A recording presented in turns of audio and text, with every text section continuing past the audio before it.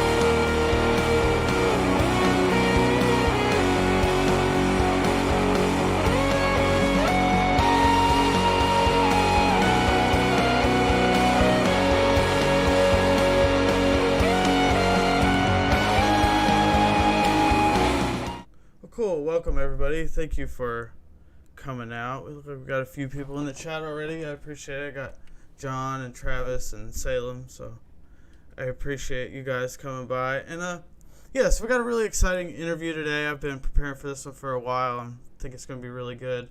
I got Dr. Carmen Imes on. She's written a couple books. Her first book, Bearing God's Name, I read about a year ago, I guess, and I really, really enjoyed it.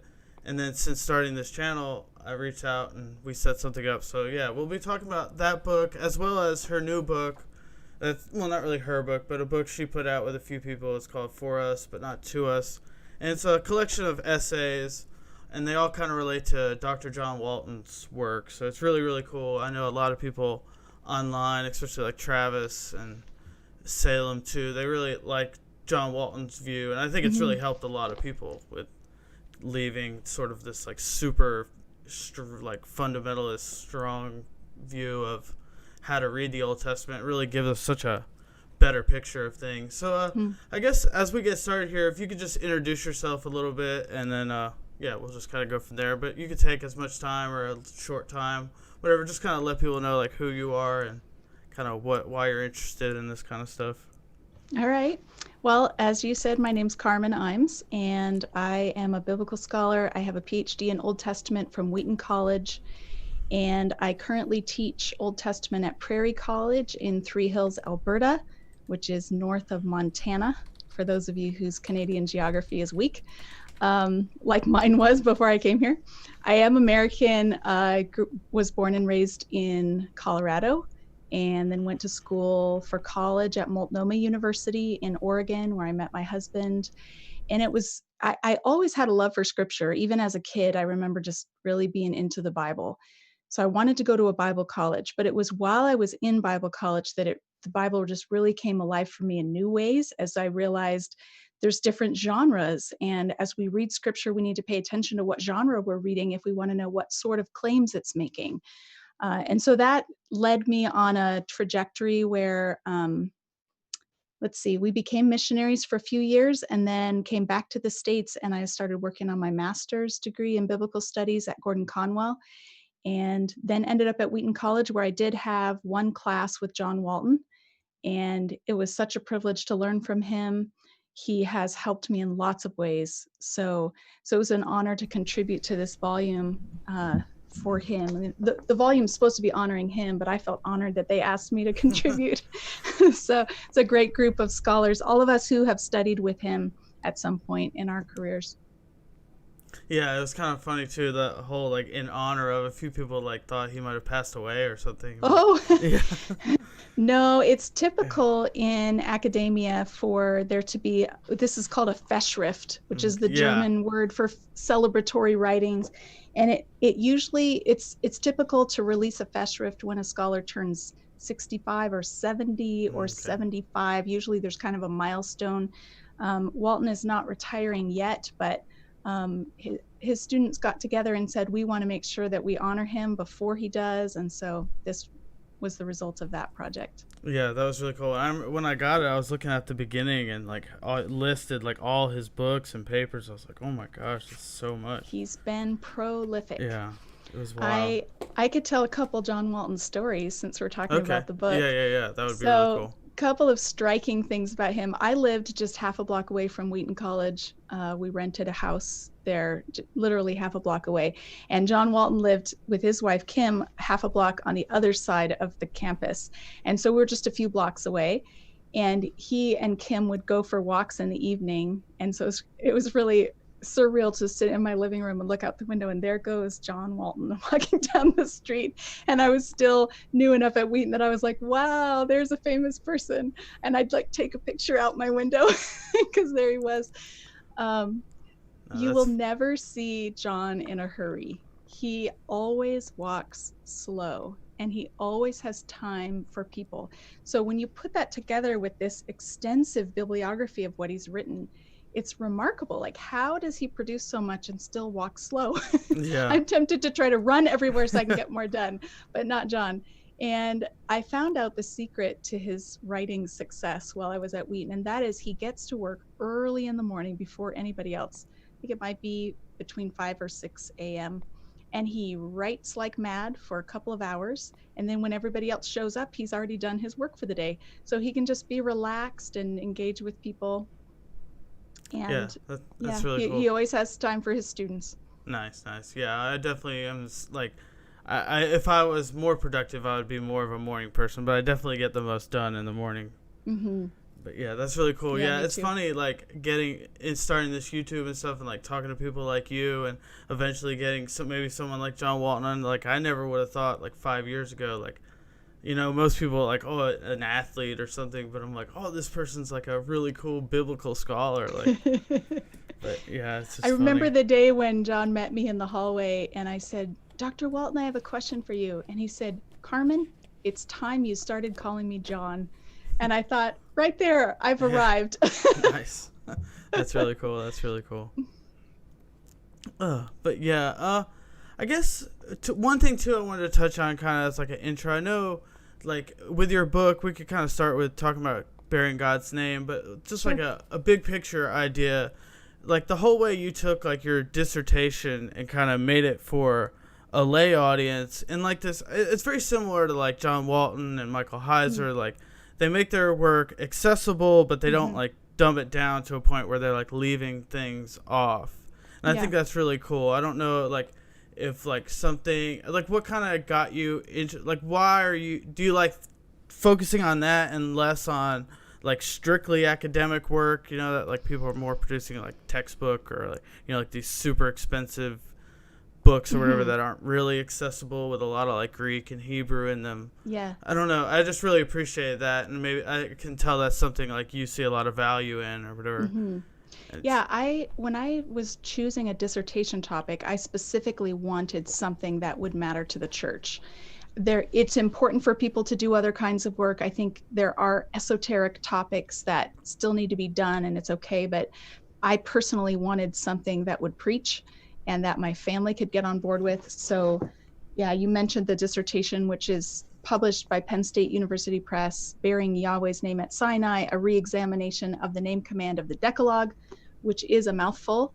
And I've had a few normal people who tried to read it, and they got pretty mad at me for using lots of big words. I had some family members who made an attempt, and like already on the first page were emailing me, what does ANE stand for? Or what does this word mean? And so I really felt like I wanted to write another book because the stuff I learned writing my dissertation I felt so important for the church to grab hold of. So I was really happy that IVP gave me the opportunity to write this one. It's not the same book. It's not like I just took this and changed the language. The scope is different. So the dissertation dives really deep into the command not to take the Lord's name in vain, and it looks at it from every possible angle. I look at the history of interpretation. I do lexical word studies. I look at metaphor theory. I look at the cultural historical context. And I put all of those things together to build a case for my reading of that command. The second book is taking what I learned or what I feel I've established in the dissertation and tracing that theme through the rest of the Bible. So the scope is a little different, but the foundations of research are the same. At one point, I wrote a chapter for the dissertation. It was going to be chapter 5 that traced the theme through the whole Bible. And it was a PhD in biblical theology, so I thought tracing a theme would be appropriate. But my advisor and second reader both said, yeah, this is great, but it's not dissertation level. It doesn't read like dissertation. It reads like you're writing for the church. So save this in a file. Let's go back to the drawing board. We need something more rigorously academic. So chapter 5 completely got transformed and became about metaphor theory. It was a good learning experience for me, but I did save that chapter that hit the cutting floor, and it became kind of the foundation for bearing God's name. That's really cool. That's really cool. Yeah, something else, like the book was definitely readable. That was something like there's a ton of information, but it's definitely readable. And something else that I thought was really cool, and I remember hearing about when you had your interview with Dr. Michael Heiser on his podcast, was how you included the Bible Project links in the book. I thought that was really cool, and I know you said that was something you thought about. I think, right? It was my idea. They're here in the back of the book. There's QR codes linking to each of the Bible Project videos that I think pair really well with the chapters in the book. And the reason they're there is because as I was writing, I kept thinking, oh man, if I could just pause right here and show them the holiness video, that would make it really easier to understand. And so I went to IVP and said, any way we could put QR codes in here? And they said, well, we've never done that before, but let's see if we can try. So ultimately they wanted to put them in the back of the book, but I'm glad they're there. So it's been fun to hear about small groups and Sunday school classes that have been using the book together, and they watch the Bible Project videos. They use the discussion questions that I wrote, and they're going through it together. I've had men's groups, women's groups, adult Sunday school classes, high school Bible classes, a seminary class is reading it, D-Min class. So there's been a really wide range of readers, which has been fun. Yeah, that's really, really cool. Yeah, I really enjoyed it. It's just I guess the big thing I wanted to touch on about that book that really stuck with me, I just felt like I got it was really my first deep dive into a big picture of just the Old Testament. Really the first overall dive was Michael Heiser's book Unseen Realm, and that kind of went through everything, but yours really focused on the Old Testament and the role of the law and how that worked out. And I just thought really that one section you included where you talked about how we think of the law as this set of rules that you need to follow in order to be saved, but then you're that doesn't make any sense with the fact that God saved the people out of Egypt and then gave them the law. It's not he said you got to sign here and then I'll save you or anything like that. I thought that was a really profound thing that's just really stuck with me a lot. And I guess a lot of that, I don't know, that's just it really sums up a lot of it, I think, is really that one little idea. Yeah, the law as a gift to a people who've been freed from slavery. It's not a means of earning salvation. It's a way of living in freedom. And one of the big ideas that I try to get across in the book is that we can't know our identity as Christians or our vocation as Christians without going back to Sinai to see how God shapes Israel's identity as his people and how he gives them a job to do, that is to represent him among the nations. So ultimately, that's what I think that command is about, that it's not prohibiting a certain form of speech or oath taking or whatever, but that it's much more broadly saying, you are my people, you belong to me, I've put my name on you, therefore don't bear my name in vain. Don't misrepresent me. So it has been a paradigm shift for a lot of people. It's been really fun to see people get excited about the Old Testament again. I think a lot of Christians feel like they're supposed to like the Old Testament, but there are so many things about it that seem objectionable and they're not sure how to get past that. And so it's been gratifying to see people reconnect and find God's grace on the pages of the Old Testament. For sure. And especially because I really started my deep dive into scripture with Michael Heiser. I've always been pretty fond of the Old Testament. I mean, he definitely puts it in a way. And so your work was fit right in and it was really perfect. So yeah. And cool. I just think that that idea that you said to it, a gift is so much it does, you hear, especially in the Psalms and stuff, when it talks about God's law as this beautiful gift and they're so happy for it and stuff like that.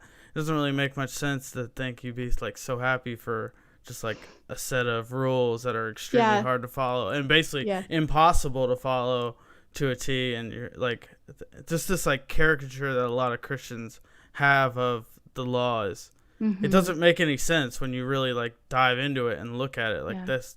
It just doesn't add up. And a view like this is much more accurate to what it's trying to say. Yeah.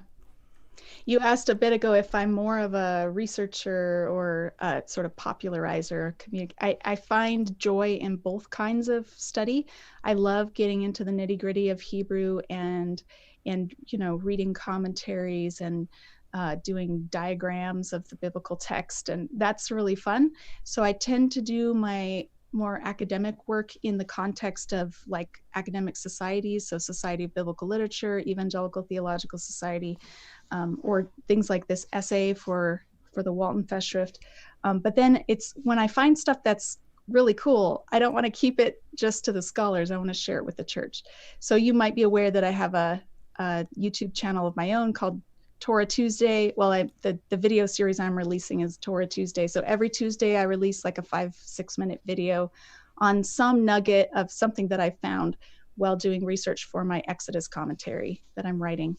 So it's been really fun. I've been enjoying those for sure. I watch them every Tuesday. It's really good. They're cool. Just the perfect, I just I'm at work or whatever and I just put it on to the side. I'm this is perfect. I can actually pay attention because it's only 5 minutes and whatever. It's been really, I really like them. And a lot of them cool. might be something I've heard a little piece here or there before, but it's really nice, especially just either refresh or some of them are completely new ideas, which are just really cool. So yeah, I just recorded 3 this afternoon. Nice. 3 more of them on the Tower of Babel story, which has been blowing my mind. I'm working on that for another book with InterVarsity Press, so I think that'll be out. You're working on a commentary for Exodus too, right? I think I've heard you say. That's for Baker Academic. The first volume in that series just came out with John Goldingay did Genesis.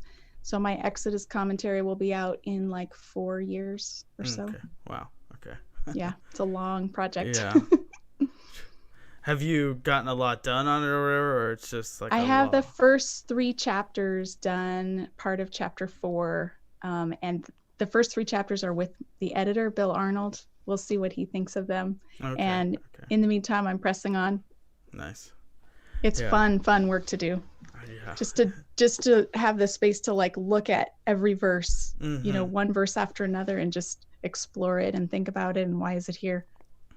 Yeah, that's really cool. Exodus was always one of my favorites going through it's such a there's so much to it, and we'll get into more of that when we start talking about your paper in here, but there's just so much there, so many even just the story of Moses's birth story and all this stuff is just so there's just so much. There is a lot of fun stuff that I didn't see until I really slowed down to work on the commentary. Yeah, that's really cool. And the last thing I did want to touch on a little bit as we were talking about the law and more of the ideas in your bearing God's name, but it's really the law in general. So I've been, especially John, who's in the chat with Apocalypse here, we've been talking a lot about these like different perspectives on Paul, and how like the old Lutheran perspective really views the law as like this strict, like completely opposite from the gospel and like what Jesus is preaching. And when I really started learning about that, I was like thinking about what I read in your book, and I was like, that doesn't seem to add up. Like I'm assuming, you know, like it wouldn't make much sense that Jesus would have like a wrong view of the law, you know, or Paul. Like Paul would understand the law. I mean, he knew what the Old Testament was about. There's no way that I have a better understanding of the Old Testament than Paul. You know, like that doesn't seem to make any sense to me. So then when I started to hear about like the new perspective, or like the apocalyptic perspective on Paul, there's just different. And we don't, again, like super specifics, but just like I remember I was reading in one of the books, it was, I think, I forget, E.P. Sanders or N.T. Wright, one of them like coined the phrase this covenantal nomism, where like the whole idea was not that you had to follow the rules to be saved, but just that like being in the covenant and being involved with this was like at God, you were a part of God's people, and that just seemed to make so much more sense. From what you're thinking. I just really appreciate it. It was like really cool to make this connection to like this better view, and then this person was talking about the New Testament, and like it completely lined up. I'm a fan of N.T. Wright, and I think he's done some really helpful work building on the work of others in this area. And I think too often we read Paul and what he says about the law, and we read that through this lens that the law was their means of getting saved, and he's combating that instead You're breaking up a little bit. I don't know if you're like... okay. Yeah, it's like the first time. I figured it would clear up, but maybe it might need to give it like a second or two. I think you might be good now, though. Okay. Well, I can try again. Just stop me if it's... Nope. Now I can't even hear you. Oh, dear. Yeah, it was fine for the whole time, and then now, but it is what it is. Internet, gotta love it. Gotta love it. Yeah, we could hear you. I know you said you like N.T. Wright, and then it started basically roboting, so I don't know if I mean, I'm assuming it'll just clear up on its own. It just sounded like internet buffering, but... Yeah, our internet's pretty slow these days. Now you're like silent, which doesn't seem to make any sense. Yeah, let me see. You're definitely not muted, but I can't hear anything at all. Hopefully it's not just me. Okay, let's try that again. Would be embarrassing. Is that better? If anyone can... Oh. How's that? Are you there now? I'm here. Nope. Can you hear me? Is it still bad? We're going so good. Oh, everybody else can hear you, but I can't. But that's kind of unfortunate. I just watch your mouth, and whenever you stop talking, I'll move on to the next topic. No, what in the world? I gotta love it. Let's see. Yeah, thanks everybody for hanging in there. This is crazy. I don't know how all of a sudden it completely went. Oh, there we are. Everybody can hear both of us without, like, no issues, but I can't hear you, which doesn't make any sense.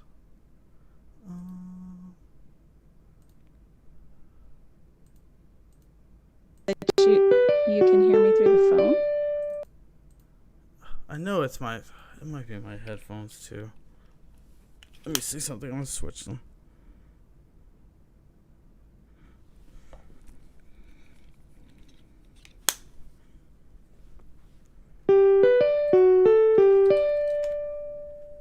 Can you hear me now? Folks. Can you hear me now?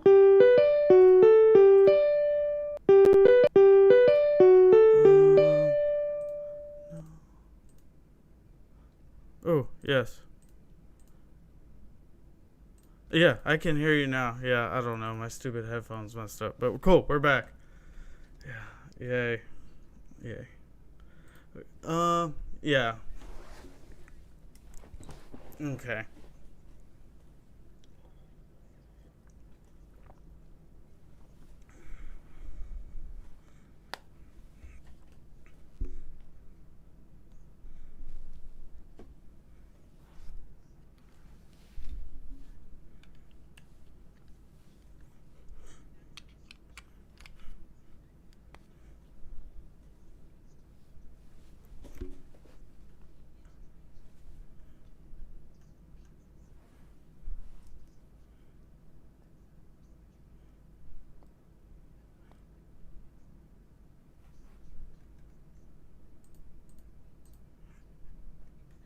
Now they can't hear you. What in the world? How is that possible? How did it go without changing anything?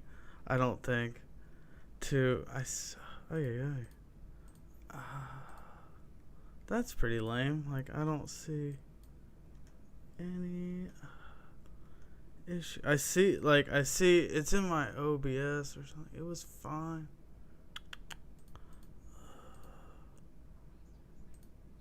Yeah, you can try. How? No mism. Oh, there it goes. I think maybe say something. Yeah, I think so. I'm assuming they can hear you now. What in the world? Okay. Yeah, we might need to just move on to the next topic. Apparently, nobody wants us to know about this one. I'm like. Yeah, well, we said NT Wright is good, and reading Paul with like a better understanding of the law, and not just like this strict law versus gospel approach is not exactly. Yeah, I don't think Martin Luther really helped us in that department. Okay, yeah, so everybody can hear you now. We're good to go. Excellent. But, so I guess we can kind of move on to your paper in this book, which. So the title of the paper is, I might as well get it exactly right, but page 126. Yeah. It is The Lost World of the Exodus, which, as soon as I saw that, I was like, okay, this is really cool, because like it obviously ties back to John Walton's Lost World books, and I really appreciate it. Got his whole stack here. Oh, nice. Here's the ones that I have. Nice. And I really appreciate like the way you broke it down, like in the similar way that he does with his books, with the propositions and just kind of laying out what that means. If you could just kind of touch on like how you got the idea for like what you wanted to write about. I'm assuming it had a little bit to do with your like deep dive into Exodus, obviously. But you can just kind of talk about like why you wrote what you wrote, or like where the big idea came from. Yeah, sure. I think it's fair to say that imitation is the sincerest form of flattery. And so I wanted to honor him by somehow building on his work. Originally, when I was asked to be part of the volume, I had planned an essay on the Psalms, because I was planning, now that my books are done on Exodus, I want to turn the corner and start working on the Psalms. And then after I decided that, Baker Academic asked me to write a commentary on Exodus. And so that pushes the Psalms off for several more years for me. And I thought, okay, if I'm writing a commentary on Exodus, then I should put this energy into Exodus in some way as well. So I was going to do something about the lost world of the Psalms and talk about ancient cosmology and how it comes through in poetry. But here we are in Exodus. So what I have found most thought-provoking about Walton's work is this concept of functional ontology. So as he talks about the creation story in Genesis 1, he says, we often approach it with material ontology. We think that it's an account of how we got stuff, how stuff came to be. So the origins of material things. And he says ancient Near Eastern people were not wondering about where stuff came from. They were wondering about what stuff is for. What is its purpose? And so they were asking, instead of questions of material ontology, they were asking questions of functional ontology. What is the function of this thing? And so I got to thinking about how Exodus, I had begun work on Exodus chapter 1, and I was seeing all kinds of echoes of the creation account. And I thought, wow, this is really interesting. I wonder if any of Walton's lenses for Genesis 1, especially functional ontology, could help with this. Like, is Exodus actually a creation story, the story of the creation of a nation? And if it is, if we could say this is where the nation is created, then is functional ontology a helpful concept to sort of unlock that? And so, as you've mentioned in John's Lost World books, he always lays them out in a series of propositions so that you can actually just read the table of contents, and every chapter is a complete sentence making a claim, and then the chapter backs up that claim. And I thought that would be kind of fun to do. And so because it's Exodus, and I've spent a lot of years on the 10 Commandments, I have 10 propositions. Okay. Nice. So that's where I got the structure. And I just worked my way through, actually, his lost world of Genesis 1 and kind of adapted his propositions for an Exodus context, and then tried to bring out what are the intertextual links between these two books. Now, I will say that I don't think I've done terribly groundbreaking work in this essay. Other people have already noticed that there are a lot of creation links in Exodus.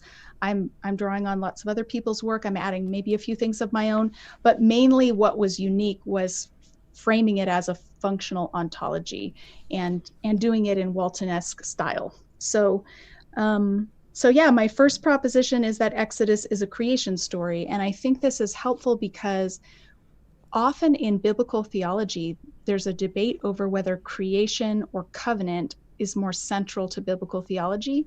And those two aren't brought together in conversation very often. So you have scholars that focus on creation or wisdom, and then you have scholars that focus on covenant, and they don't really talk to each other.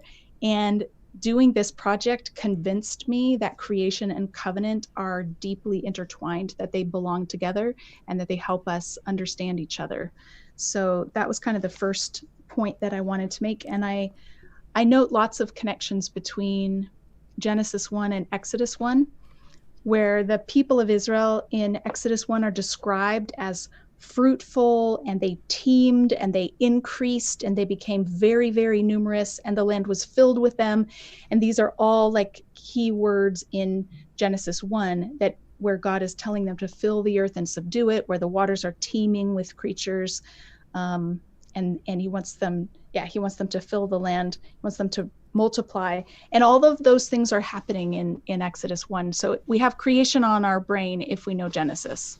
No, I really appreciate that, because you see all these connections, but sometimes I think it's hard when you're looking at Genesis as like a material creation perspective. Like, you see the connections, but obviously there's no material. God's not creating anything like materially out of nothing in Exodus, so it's kind of right. Hard to make those connections. But when you take it to this functional creation, it totally makes sense. And it does, because the Hebrews don't come into existence in terms of they didn't exist and now they do. But as a nation, they don't exist. There's not order and institutions and worship. They're not a fully functioning society in Exodus chapter 1, and they are by the end of the book. Yeah. So it fits well. Yeah, the way I try and describe it to people who have never heard of Walton's work and this functional creation, I'd say I think he talks about this in Lost World Genesis 1, but he's most Western people would think for example, a university comes into existence when they start building. Maybe at some point enough buildings have been made, but the Eastern perspective or the ancient Near East perspective would say it comes into it doesn't even exist. All the buildings could be built, but if there's no teaching going on and no classes being taught, the college doesn't even exist. It exists once they start teaching and it starts functioning properly. That's when it actually, they would say it comes into existence. And I think that's a good way to describe it to people. And especially the way you lay it out too, with the whole idea of and he talks about this a lot too, especially in the flood, Lost World of the Flood, with the whole, basically when things are disordered is might as well not exist. That's right, uncreation. Yeah, and it makes a lot of sense to think the Israelites were very disordered when they were in slavery and in Egypt. There might have been a lot of people, but there was no nation at all. They weren't unified. They weren't able to worship God at all. They were just kind of all completely out of whack or whatever. And then God takes them and throughout the story molds them into an actual nation. And that's kind of what you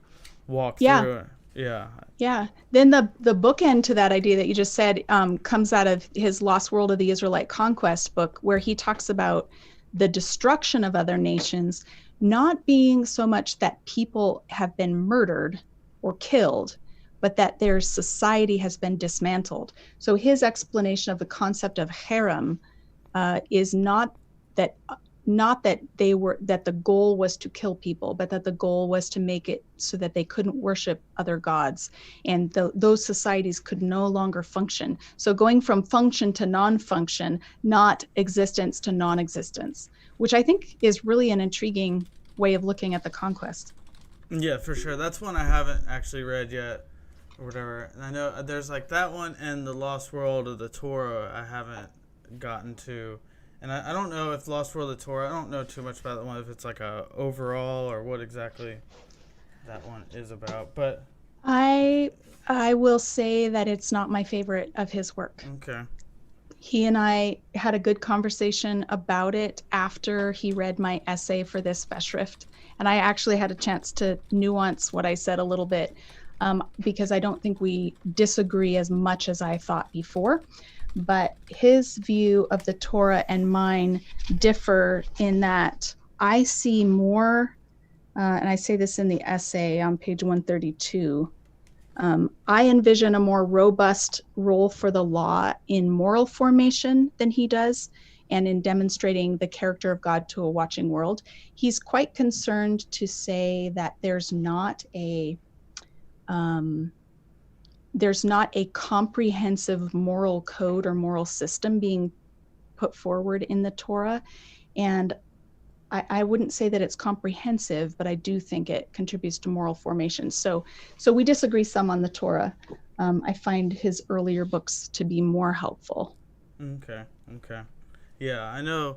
Yeah, for sure. Like Lost World Genesis 1 was super helpful for like, and then the Flood one was really good. I really enjoyed because it was kind of, when I first read it, I didn't really expect his view to be what it was. Like, I know, like, I struggled a little bit because, like, I mean, clearly there's no scientific evidence of a worldwide flood or whatever. We just kind of know that didn't happen.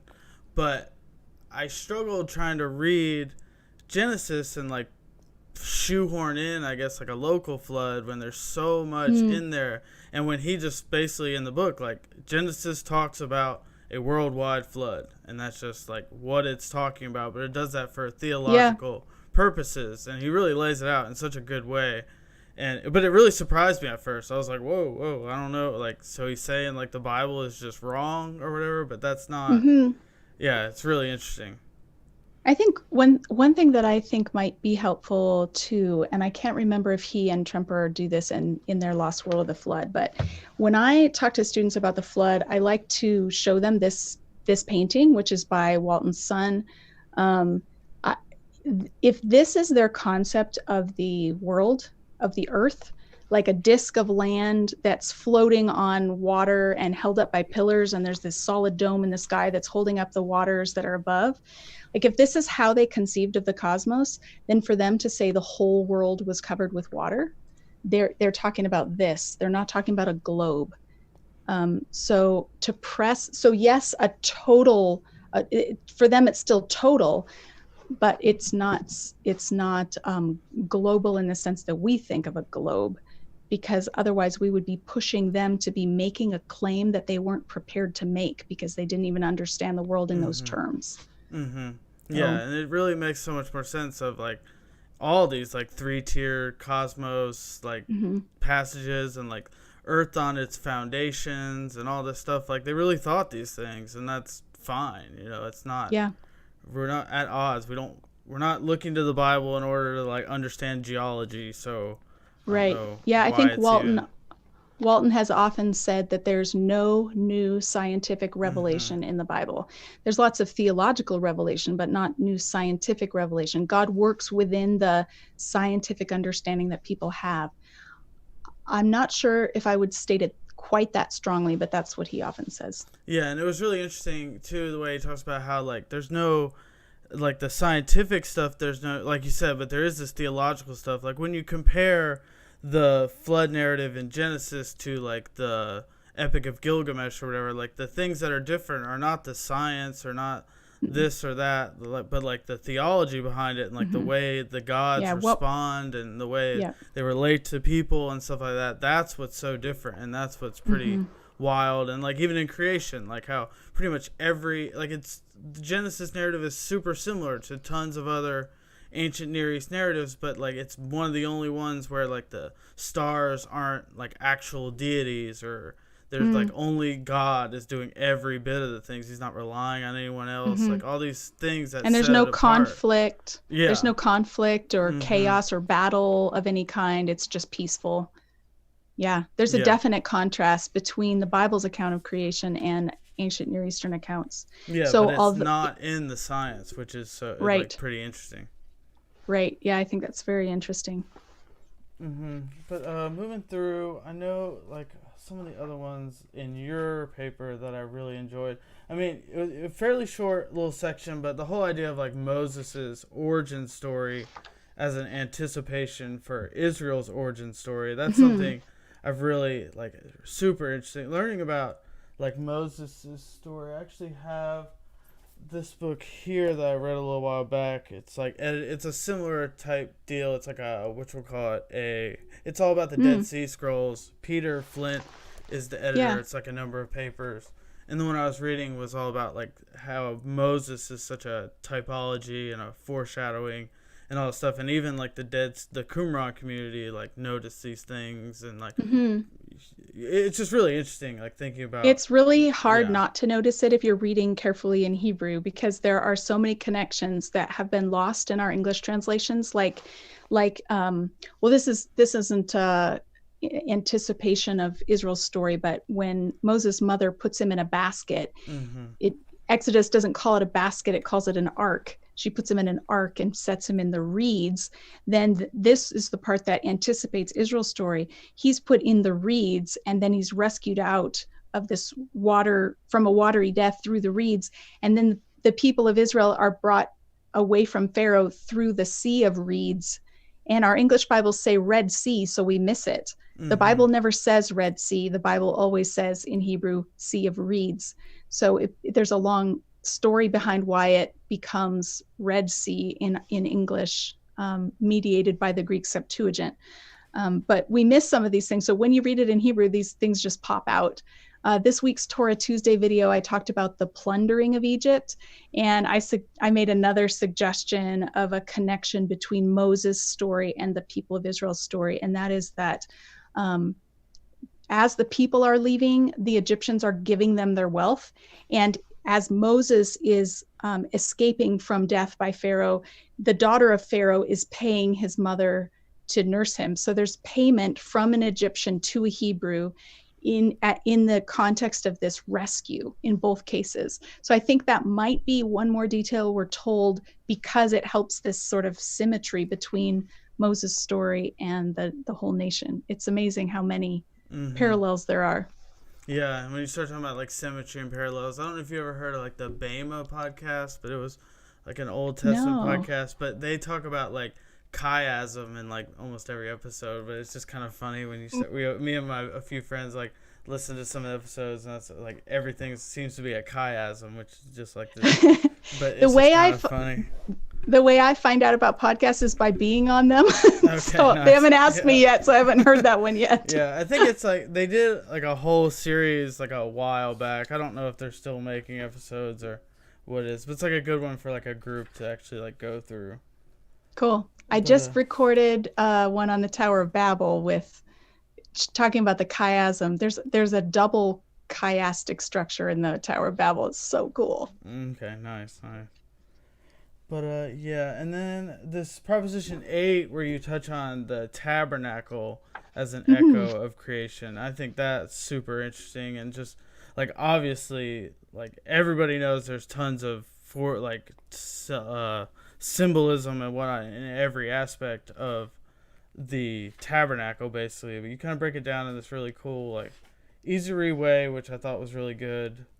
I know I'm trying to see. Yeah, I don't know. I really enjoyed the paper for sure. And there's tons of good papers in this book, which I'll put a link to the book in the description. I put a link to your YouTube channel and website, but this book is like a little bit hard to find too, since it's like a whatever. It's like not a, I don't know. There might be a big publisher, but it was kind of hard for people to find, I think. Yeah, it's on Amazon now, but Whitfinstock did not do any kind of pre-order or pre-release because it was a Festschrift, and because that's how they do their book sales. They don't do pre-orders. So then Amazon took a while to load it because it like wasn't told to them until the book was out. So that's why it was Okay. hard to find at first. Yeah, I But saw it it's on on your Amazon now. yeah, I saw it on your Twitter, and then I was like telling some people about it, and they thought I had like inside scoop or something. But no, I just Sort of did. yeah. So yeah, I think Walton is really known for his work on seeing Genesis 1 as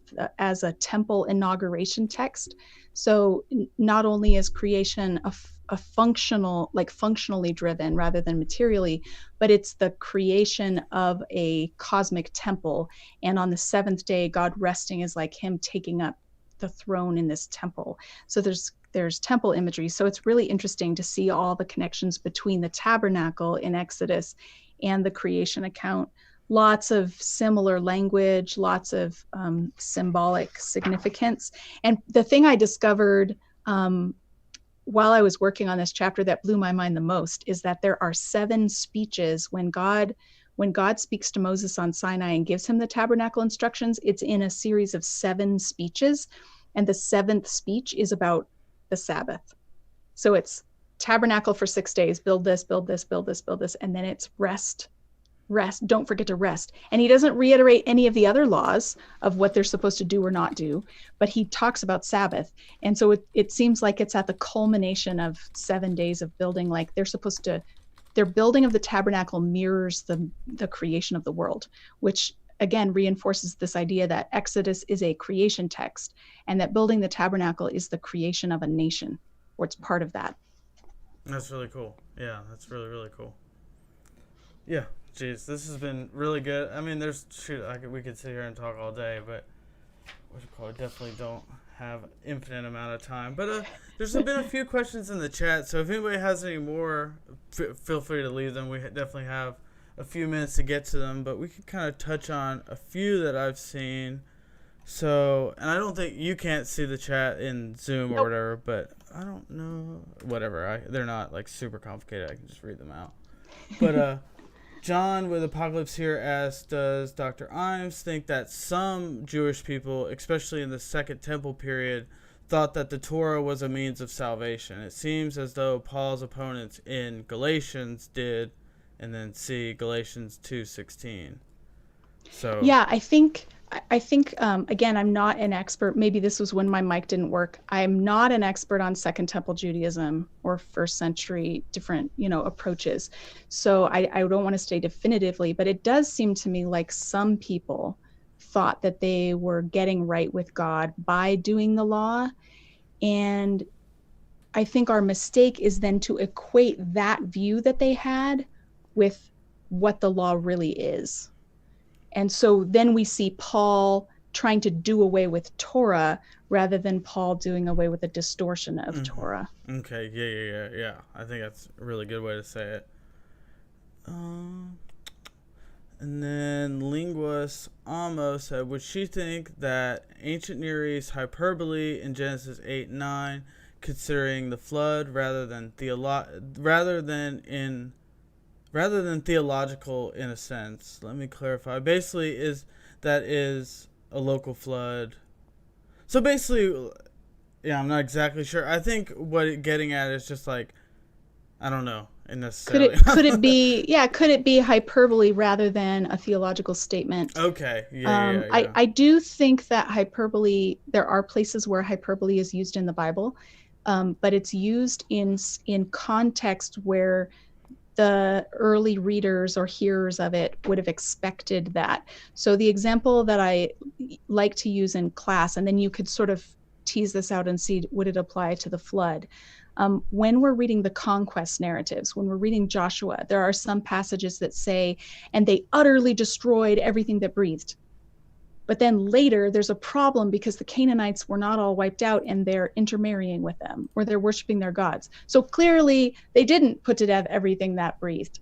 So there's a seeming contradiction. And the way I explain it is if Prairie's basketball team had an away game and they really won the game, like they won by a large margin, they might come back and say, we crushed them. And their moms would not call the police, and start an investigation for murder. their moms would understand that crushed in the context of a sports tournament means they beat them by a large margin. So in the same way, in the Old Testament conquest narratives, I think that we see evidence of hyperbolic language being used, or if you don't like the word hyperbole, then I would say stock phrases are used to describe who won the battle. And if we push them to be literal, then we would think every single person died, but I don't think they're using them that way. I want to give biblical writers the same latitude for language use that we give each other when we're having conversations. So if I said to you, just a few moments ago, the sun set, because I'm in Alberta and the sun sets earlier here in the winter, you're not going to like stop me and say, wait, time out. Carmen, you do realize that was the earth rotating. The sun didn't go anywhere. It was the earth's rotation, and now you can't see the sun anymore. Like we don't stop each other and insist upon scientific precision. Why would we expect biblical writers to speak with scientific precision every time they're talking? No, they're going to use conventional language. They're going to talk about the sun rising, the sun setting. They're going to talk about all the earth. I was working on Tower of Babel today in Genesis 11. It says at the beginning that the whole world had one language. But in chapter 10, we were told there were lots of languages. There were 70 nations, and they all had their own languages. So there were lots of languages. So what does it mean the whole earth had one language? I'm reading some scholars who are suggesting that this might be a way of dissing the Babylonians, because they thought of themselves as the whole earth. And it's like a way of mocking them, because they claim like hegemony and they don't actually have it. They're just, in fact, their little attempt to make a name for themselves is completely unsuccessful. They try to build a tower with its top in the heavens, and God has to come down to see it. Could God really not see it? Well, of course, God can see everything, but there's this anthropomorphic language being used to mock the efforts of the Babylonians to be invincible. So I think this could also be true in the case of the flood, that there may be a theological or genre reason for talking about the whole world being covered with water. It's possible. Perfect. Yes. Yeah. He said, I agree. I didn't want to take away from the theology in Genesis 8 and 9, but I just thought it was a real event mixed with hyperbolic expression. I think that's kind of what you're getting at. Yeah. Sure. And there are lots of accounts of floods in other cultures from ancient times. I think the difficulty is not finding agreement about the archaeological record or the geological record for the flood being everywhere at the same time. So it seems like these cultures are pointing back to a common catastrophic something that happened. But again, I don't want to push an ancient writer to mean what I would mean by when I say a word. I would want to ask, what do they mean by that word? When they say whole world, what are they picturing? And the way I kind of think about it, and maybe it's more, I mean, it could have been a number of floods and they all kind of like combine them together, but like the theology and like I think what Walton really focuses on is the theology that we take away from it is what's important. Like God's teaching some important theological truths, and whether or not it was one flood or six or whatever over a period of time, like it really isn't. You know, like that's not what's important at all. There's clearly a reversion to a pre-created state. So God brings order to disorder in Genesis 1. He separates water and dry land. He makes places where people can flourish. And because of the extreme wickedness and violence of humanity, God then brings the water back over the dry land, like uncreating, as a way of saying, let's start over. I think that's the big thing we need to hang on to. Yeah, and he touches how like throughout Genesis we see that like over and over again, like with creation in the garden, and then decreation with the fall, and then like recreation, how they start like having children, and like Cain and Abel, and then decreation again and recreation, kind of like this cycle that goes all throughout Genesis. But and then in Exodus we get the plagues, and I think the plagues are also acts of uncreation, that God is bringing disorder to order, and we can set it alongside Genesis and see that, but we can also set it alongside Egyptian culture and the concept of ma'at. I don't know a lot about Egyptian language, but that's one word that scholars like to use to talk about sort of balance and order and life, and things are as they should be, maybe similar to the Hebrew concept of shalom, where all is as it should be. And it was the Pharaoh's job to maintain ma'at, and here God is coming and completely messing things up. The water's not drinkable, the frogs come up on land, they're in their homes. Like, there's all of these crossing of boundaries that are acts of uncreation. Yeah, and then the last plague is like a huge one with that, with the killing of the firstborn. Like, that was like they had to, I remember, I think I read a different book where it talked about that ma'at or whatever, and how like the killing of the firstborn was something that just didn't happen or whatever. Like, I'm assuming if it did happen to the Egyptians, like throughout time, they kind of like kept it under wraps or something. You know what I mean? Like, because I'm assuming it happened at some point, but they wouldn't have wanted to memorialize it anyway. Yeah, exactly. I first was exposed to that idea of the plagues as uncreation from Terence Fretheim's work, and I quote him in the article. He's got just such insightful things to say about the Old Testament. I know, and that's something else with like these papers too that I find super awesome. Is just like the bibliography basically is super helpful. Yeah, there's just so much stuff out there to read. So seeing like what other people have looked into, like yourself or these other papers in here, it's just really cool. And there were some pretty interesting papers. So I definitely haven't read them all, but there's a pretty wide variety of things people were talking about. I've just started reading them because my copy took a little longer to get to Canada. So what have been some of your favorites? Yeah, so I actually read the one the other day about the altars, and I thought that it was like closer to the end, and how like it talks about Abraham building altars throughout Canaan and Isaac and Jacob. It's chapter 17, so page 254. Oh yeah, right there. Altar building as an anticipation of the Israelite conquest. I thought that was just cool. Yeah, just this, like something I knew nothing about building. Yeah, that sounds interesting. Stuff. So yeah, it was really cool. And then I think there was another one that I did read. Yeah, I've read like 3. What was the other one? No, looking for the table of contents.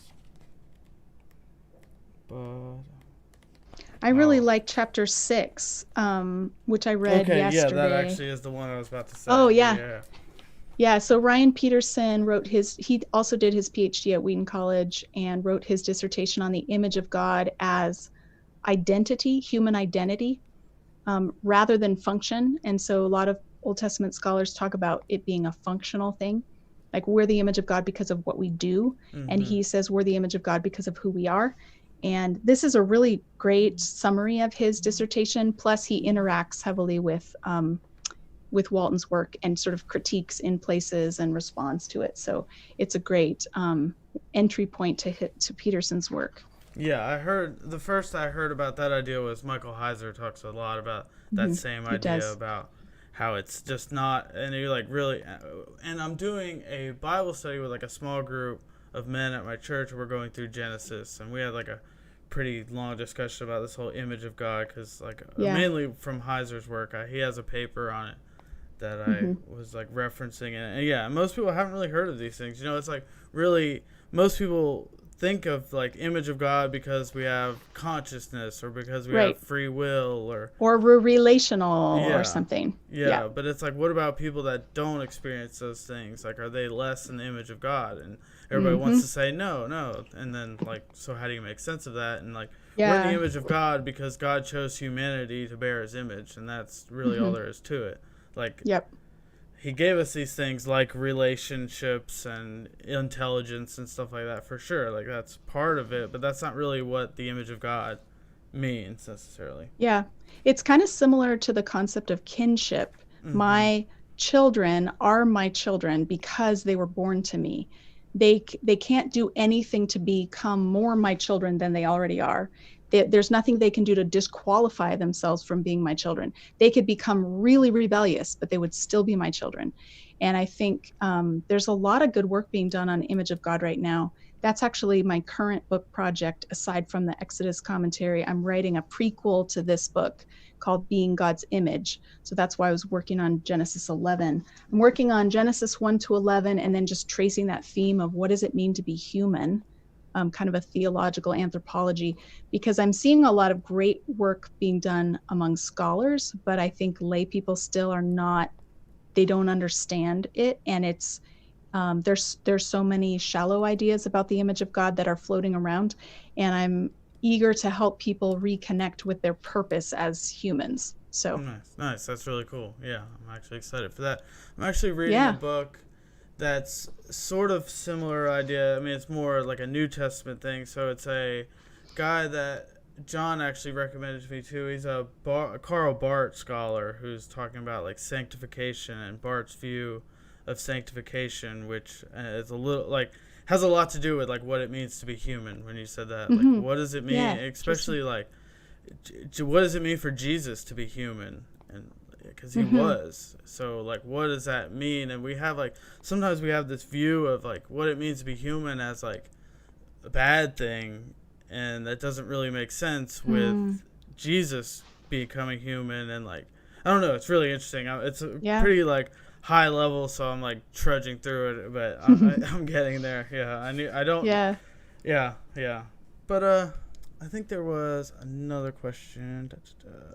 Maybe not. Oh yeah, Linguist Thomas was talking about, what do you think about Egyptian influence in the Pentateuch? Is there more Egyptian influence rather than Mesopotamian? Dr. Walton discusses the pyramid text and the snakes talking in his second book. I don't know exactly which book he's talking about, but I don't know. Yeah, your thoughts on like Egyptian influences on. Yeah, well, you just mentioned the article by Benjamin Noonan in here, chapter 17 on altar building. He has come out with a book and an article on Egyptian loan words in the Bible.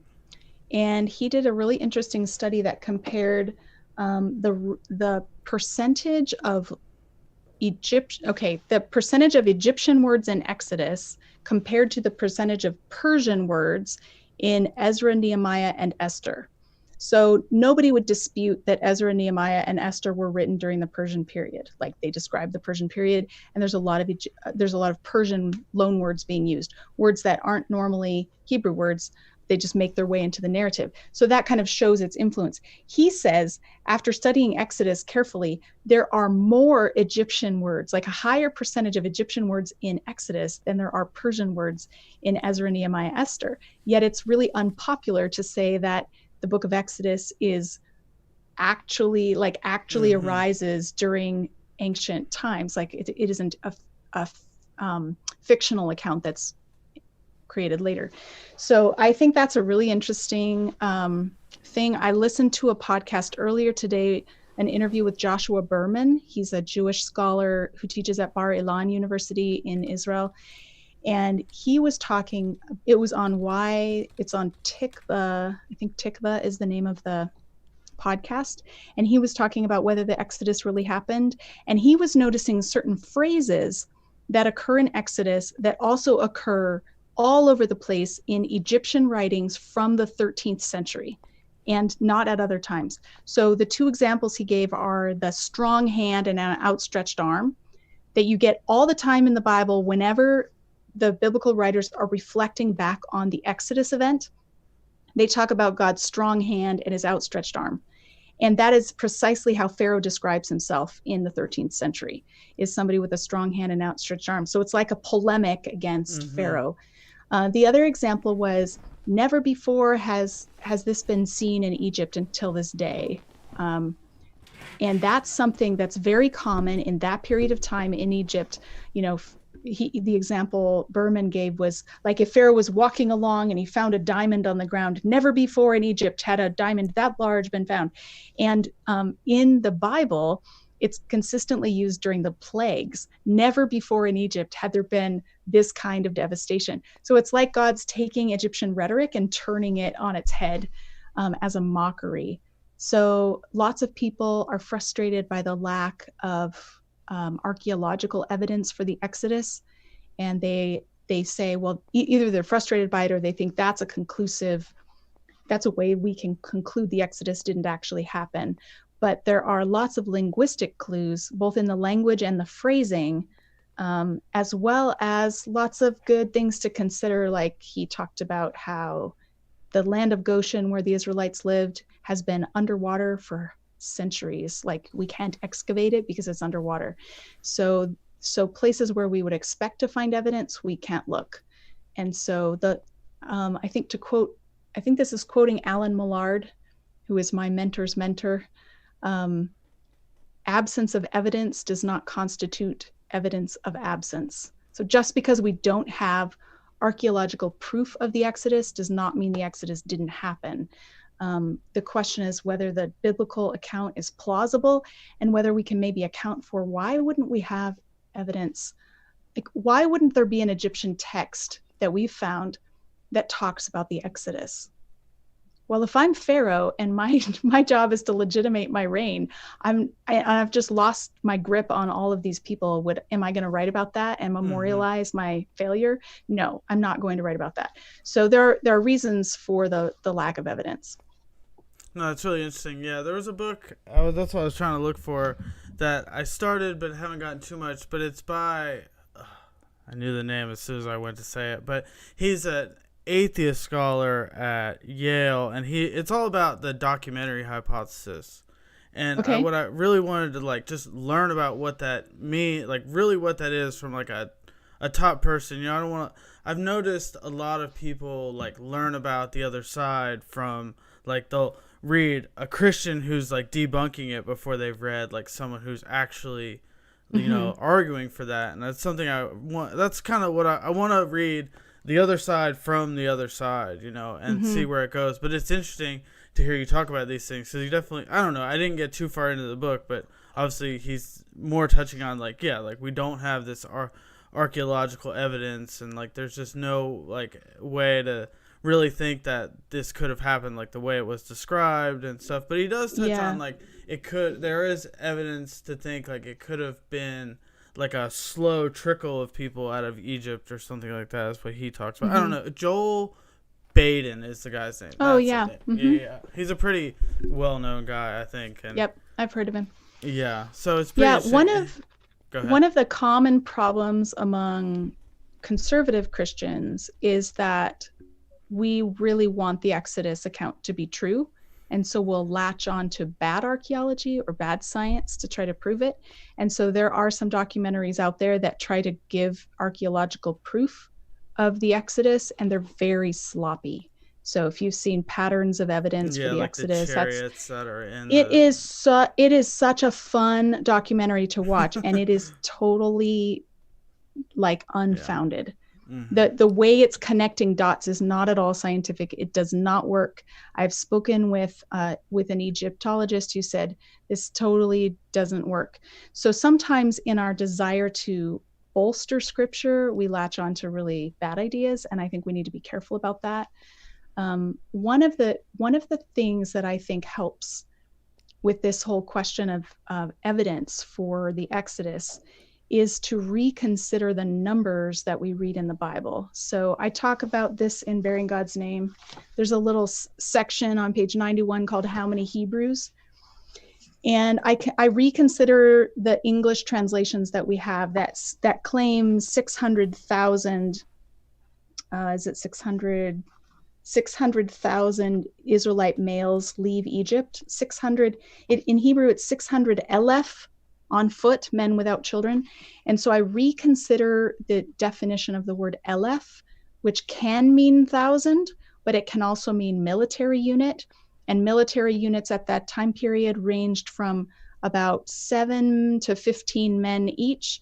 And if we translate it that way instead, we end up with 22,000 people leaving Egypt rather than 2 million. Yeah. And therefore the archaeological evidence we're looking for would be quite different.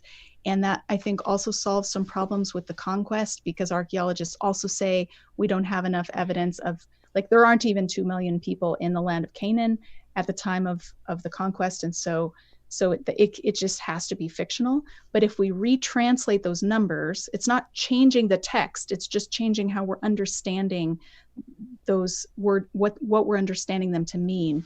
If they mean clan or military unit instead of 1,000, then we end up with much smaller numbers, much easier to explain how these people survived in the wilderness for 40 years, etc. No, that's super interesting. Yeah, it's the whole like debate around this is there's just so much to it, and it's not something I've dove into near enough. But that's super interesting. But really, like, this seems really strong, like what you're talking about, these loan words and stuff, like showing that it was written in the time. Like that, to me, says more than just about anything. I mean, if it was, whether or not like the number is exactly right, like that doesn't really give me pause. But if we find out that it was written in like 100 BC or whatever, then like that's a lot different of a story than we think or whatever. And that. And of course, there is the fact that these are more oral cultures that are passing down stories. So the actual date of it being written on paper might be later, but the stories were very accurately preserved. Oral cultures preserve stories very accurately, and somehow these stories have passed on to us Egyptian words, Egyptian concepts, things that would have been lost to later generations. They wouldn't have been able to describe it in these ways because their cultural contact with Egypt would have diminished by then.